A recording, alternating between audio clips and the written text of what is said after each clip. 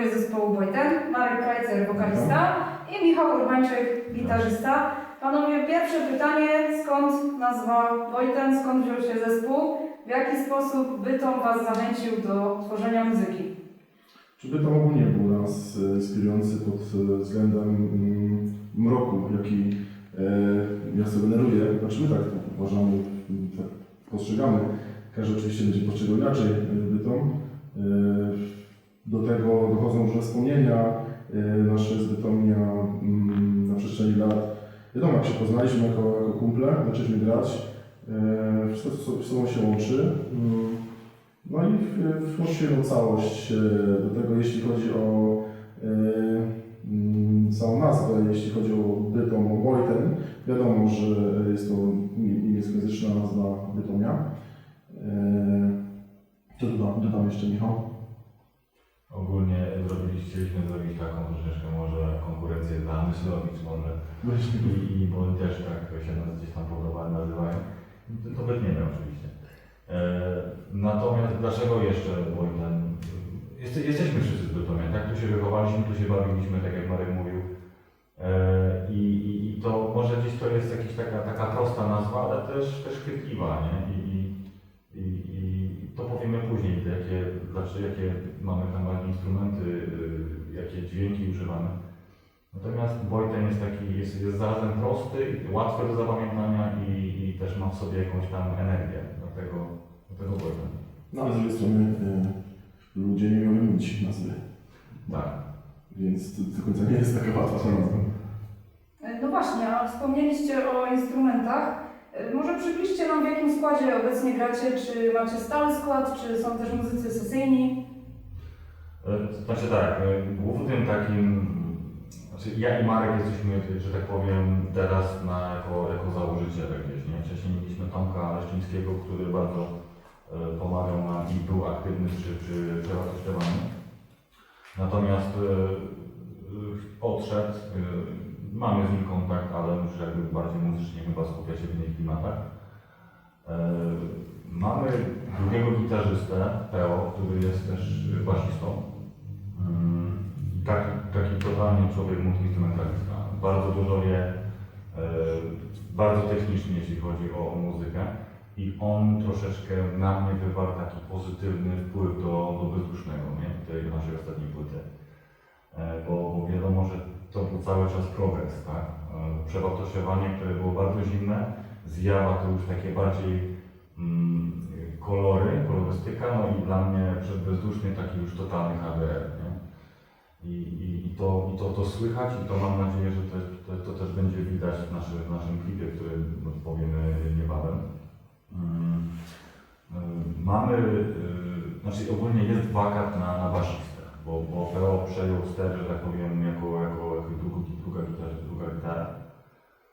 I jest wakat na basistę. Natomiast to jest, o tyle to jest trudne, bo muzyka Wojten nie jest łatwa. Bo niby wszystko jest na 4, wszystko jest policzalne, ale ta harmonia, mnogość instrumentów, ściana dźwięku powoduje, że gitary nie idą tak samo wszystkie, tak? I klawisze dodatkowo też, to nie są te same dźwięki, tak? I to nie może być basista, który jest jednocześnie gitarzystą. Więc to jest taki dla nas wymóg bardzo który nie każdy gdzieś tam potrafi sprostać. Co do perkusisty, to sprawa jest rozwojowa, bo póki co jest Marcel, który jest z nami od samego początku gdzieś. Ale no, musimy sobie to wyjaśnić, ale na razie nie chcemy nic tutaj... Znaczy problem jest taki, że Macy mieszka za granicą, więc dostaliśmy dużo ofert koncertowych, a niestety nie wiadomo jak będzie w przyszłości, bo nie będziemy przyjechać na wszystkie koncerty, więc będzie trzeba coś kombinować z jakimś zastępstwem, no to jakoś to sprawę rozwiązać też, nie? Po prostu. Słuchajcie, wspomnieliście o nowej płycie Bezduszny, która wyszła w tym roku. W zeszłym. Premiera była w grudniu zeszłego roku. W grudniu, oczywiście. Przez ten COVID się wszystko myli. Cała czasoprzestrzeń. Słuchajcie, czy parę takich słów o tej płycie, jak ona powstawała, kto ją wydał, czy coś specjalnego się z nią wiąże? Czy moglibyście uchylić rąbka tajemnicy, czy przy okazji powstawania tej płyty coś specjalnego się wydarzyło? Jeśli chodzi o płytę, o wydanie płyty, wydawcą Zima Records, wytwórnia z Gliwic. Pracujemy od niedawna z tą wytwórnią, bo wcześniejszy materiał wydawała Inferno Media z Warszawy, ale niestety się rozwiązali i teraz działamy z nową wytwórnią. Co do takiej samej oprawy płyty, może później, nie? Czy też teraz wstępnie, no to kupuję.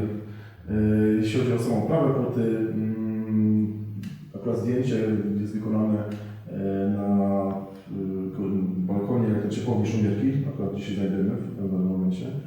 No i oczywiście duży wpływ miał na tę płytę bytom, nasze wspomnienia, nasze przeżycia, czy różne też historyczne wydarzenia. Co Michał się dodało jeszcze? Czyli ogólnie to bardzo długo żeśmy tą płytę robili, prawda? Bo nawet perkusja, która była nagrana przez Marcela w Bydgoszczy, to do nas później przyszło obrabianie. Nagraliśmy na gitarę tak naprawdę jeszcze raz.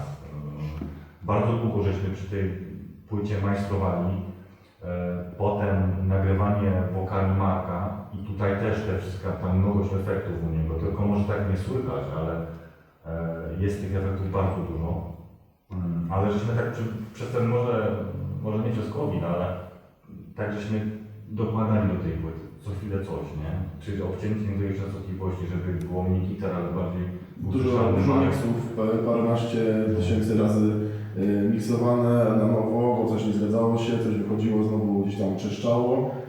Tu niedopracowany wokal, tutaj gitara niedopracowana i tak w kółko. I efekty na gitarach, na wokalu, że no miał to spójność, tak? Ta płyta, że miała spójność pewną i niestety to się troszkę ściągnęło w czasie, nie? Ale za to końcowy efekt jest... Ale zaczynaliśmy z tą płytą działać w 2017 roku tak naprawdę. Bo perkusja została zarejestrowana w tym roku i potem ten materiał, że tak powiem, dojrzewał, chłopaki też rozgrzebali. Każdy oczywiście miał też swoje zajęcia, bo tutaj rodzina Michała, każdy ma swoją pracę, dodatkowo wiadomo, Marce też za granicą, PO też inne zajęcia i rodzina. No tak to w kółko się nakręcało i niestety efekt finalny dopiero kiedy skończyliśmy nagrywać? No wrześniu chyba. No jakoś we wrześniu, no. Jakoś tak, wrzesień 2019 zamknęliśmy całkowicie już sesję nagrania. Włożyliście w produkcję tej płyty masę pracy i masę wysiłku. Natomiast chciałabym zapytać o taką kwestię promocyjną pod tytułem występy na żywo. Wszyscy wiemy, jaka obecnie jest sytuacja, ale jeżeli sytuacja ulegnie poprawie, to czy przewidujecie jakieś występy na żywo? Znaczy jak najbardziej, oczywiście. Mieliśmy już dość sporo propozycji koncertowych. Ludzie pytają, organizatorzy pytają. Na razie nie chcemy zdradzać, bo nawiązaliśmy współpracę z paroma organizatorami. Póki co nie będziemy więcej zdradzać, jak sytuacja z COVID-em ustanie, to może zaczniemy coś mówić na ten temat. Przede wszystkim próby, no bo też próby nie gramy, więc to jest taka bolączka największa. No i ten dopiero ten cały skład, bo skoro faktycznie nie będzie problem z perkusistą i gitarzystą, to najpierw trzeba zamknąć też skład, żeby no i oczywiście najwięcej prób, bo materiał jakby nie było, nie jest łatwy, jest dużo do zrobienia, żeby się przygotować koncertowo i niestety no to trochę to będzie trwało. No, chcieliśmy zacząć grać próby właśnie już teraz, w marcu będziemy kręcić klipa. Miał przerwę właśnie Marce nasz perkusista na próby i na klipa. Mieliśmy już ćwiczyć pod kątem koncertów na jesień, no ale niestety nie przyjechał perkusista, próby się nie odbyły i nie wiadomo kiedy się odbędą, więc póki co wszystko będzie przesunięte w czasie, ale na pewno kiedyś jak się uda, to na pewno wystąpimy. Jeszcze jedno pytanie odnośnie nowej płyty, zadawane przez wiele osób. Jak to się stało, że zaśpiewała u Was Ania Ortodoks z zespołu Klosterkeller? Więc to znamy się z Anią już jakiś czas, lubimy się, szanujemy. W trakcie gdzieś tam jakichś rozmów przez Facebooka, co tam nowego u nas w zespole, wysłała mi właśnie utwory. Jeden utwór szczególnie ten właśnie, na którym wystąpiła. Wysłała mi utwór i powiedziała, że jest naprawdę świetny, że bardzo się podoba i że naprawdę muzykę bardzo zaskoczyła. A że myśmy akurat też myśleli do tego utworu, żeby w ogóle też damski wokal użyć, I zastanawialiśmy się, kto miałby tam wystąpić, a że wcześniej na przewartościowaniu też nasza koleżanka z Gliwic brała udział i śpiewała w paru utworach. A że nie miała czasu, to stwierdziliśmy, że fajnie byłoby kogoś innego znaleźć.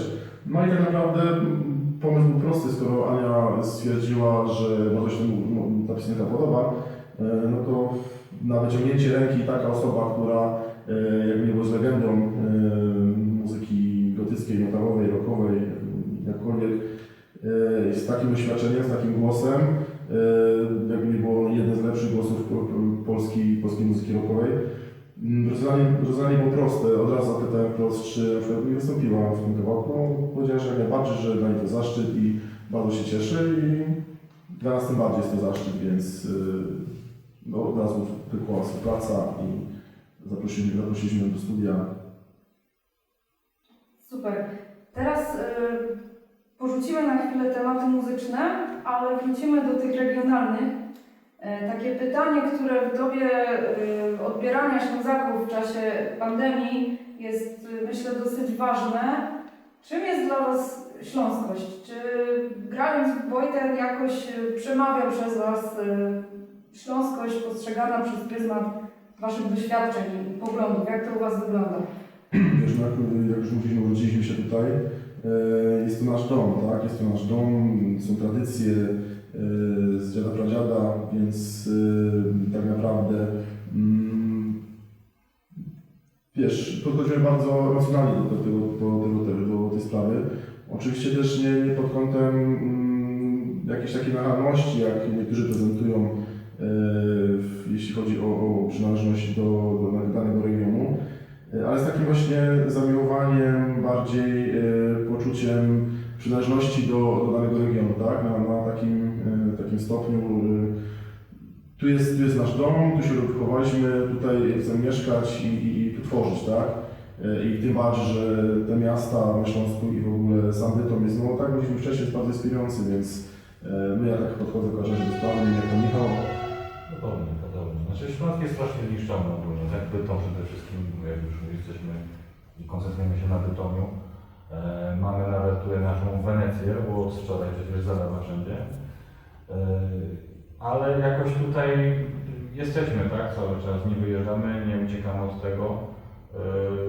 Te butelki na klatkach, które gdzieś Marek śpiewał na przewartościowaniu, no jakby to może szokować, tak? Ale no, nas to gdzieś tam może nie podnieca, ale inspiruje, że jest ten mroczny Gotham, tak? Co Marek wspominał wcześniej. Ja się uważam za lokalnego patriotę, bardziej Ślązaka niż Polaka tak naprawdę. I mogę to powiedzieć głośno, że tak jest. Takie jeszcze pytanie w nawiązaniu do tego, co teraz sobie powiedzieliśmy. Czy zdarzyło Wam się mieć jakieś nieprzyjemności, jakieś nieprzyjemne komentarze w internecie, czy głosy powiedziane w cztery oczy z powodu tego, że używacie niemieckojęzycznej nazwy? No bo istnieje jakaś tam nagonka ze strony pewnych środowisk właśnie na takie nazewnictwo. Czy coś takiego Wam się zdarzyło? Nie, kompletnie się tu nie spotkaliśmy. Może to też dlatego, że ludzie nie wiedzą w ogóle, co znaczy nazwa Wojten. W ogóle wymawiają Beuthen, wymawiają całkiem inaczej, więc Wojton, więc ludzie nie ze Śląska kompletnie nie wiedzą w ogóle, co znaczy Wojten. Dopiero potem, jak ktoś odkrywa, Bytom, właśnie ostatnio miałem taki motyw w wywiadzie, że nie wiedziałem, że to w ogóle znaczy Bytom po niemiecku. Mówię, no więc właśnie, nie? Więc ludzie tak naprawdę nie wiedzą w ogóle, co to znaczy. Nie dodaliśmy tego umlautu nad U, więc tym bardziej tutaj nie kojarzą, że nie idą w tą stronę i jakoś... No i jak mówię, najlepsze motywy są właśnie tego typu, że ludzie nie potrafią wymówić tej nazwy. I tu są właśnie jaja czasem, że słyszymy różne, czy w radiu, jakbyśmy na wywiadzie i Wojton tu coś wypowiedział, więc no, mam taki trochę uśmiech, nie? Z jednej strony. Ale z takimi jakimiś nagonkami, czy jakimiś agresywnymi sytuacjami nigdy się nie spotkaliśmy, więc... Znajdujemy się na terenie industrialnej katedry, jednego z najpotężniejszych zabytków śląskiego przemysłu.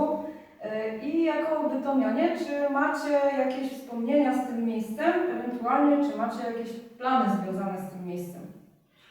Na pewno, znaczy mieszkałem kiedyś niedaleko, bo w Karmie mieszkałem i z okna jakby mało widziałem właśnie kominy charakterystyczne.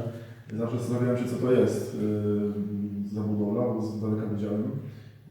I dla mnie to było takie, może nie przeżycie, ale zaciekawienie już od samego dziecka tymi wszystkimi właśnie budowlami, czy właśnie szczególnie jeśli chodzi o elektrociepłownię właśnie tutaj. To po pierwsze. Po drugie, już wcześniej mieliśmy tutaj kontakt jako zespół, bo robiliśmy też sesję zdjęciową na przewartościowaniu chyba na listopadzie, tak? Więc zawsze jakiś tutaj ten kontakt i samo po prostu no kontakt z elektrociepłownią zawsze jakiś był. A Ty, Michał? Ja nie, ja tutaj właśnie pierwszy raz, chociaż mi, że Zobrajka mieszkałem na Szambierkach, to tutaj pierwszy raz byłem tak naprawdę podczas tej sesji zdjęciowej. A nawet żeśmy do środka nie wchodzili, tylko te zdjęcia robiliśmy na zewnątrz. Ale jeżeli tutaj mamy kręcić klipa, to jak najbardziej jestem pobierany. A Ty bardziej, że też klipa kręcić, tak? Już wcześniej mówiliśmy, będziemy tutaj klipa kręcić do utworu na Kroki Łzy. Co dodać jeszcze można, jeśli chodzi o elektrociepłownię? No praktycznie w każdej części Bytomia widać kominy z oddali, czy nawet też na znakowcu w piekarach widać z oddali te kominy. No jest to, jak mówiłem wcześniej, bardzo charakterystyczna budowla i zawsze od samego początku mnie fascynowała i ciekawiła tą swoją tajemniczością w tle, tak. To jeszcze ostatnie pytanie. Od samego początku dumnie się tutaj rysuje sylwetka pewnej butelki z charakterystyczną etykietą. Czy parę słów na temat tego trunku moglibyście powiedzieć? Na pewno troszkę za szybko, jeśli chodzi o mowę, jeśli chodzi o browar. Znaczy też nie chcę na razie zdradzać, jaki to będzie browar dokładnie, jaka firma będzie produkowała piwo Boyten. Póki co jest to taki prototyp tego piwa. Browar nam podesłał parę butelek, żebyśmy w ogóle smakowali, jak to piwo smakuje. Ale póki co na razie więcej szczególnie możemy zdradzać. Piwo będzie miało premierę mniej więcej za miesiąc, więc za jakieś parę tygodni przed klipem, bo będziemy kręcić klipa prawdopodobnie koniec lipca. Ogłosimy coś więcej na ten temat i piwo pewnie trafi też już przed premierą klipa do sprzedaży. No i to na razie tyle, jeśli chodzi o piwo Boyten, tak? Ale już jakąś rzutkę pierwszą Cię robimy, bo nikt wcześniej o tym jeszcze nie wiedział na temat tego browaru, więc taka, że tak powiem, pierwsza rzutka, tak? Super. No to życzę Wam wszystkiego dobrego, powodzenia dalszych sukcesów i bardzo dziękuję Wam, że zgodziliście się na wywiad. Dzięki.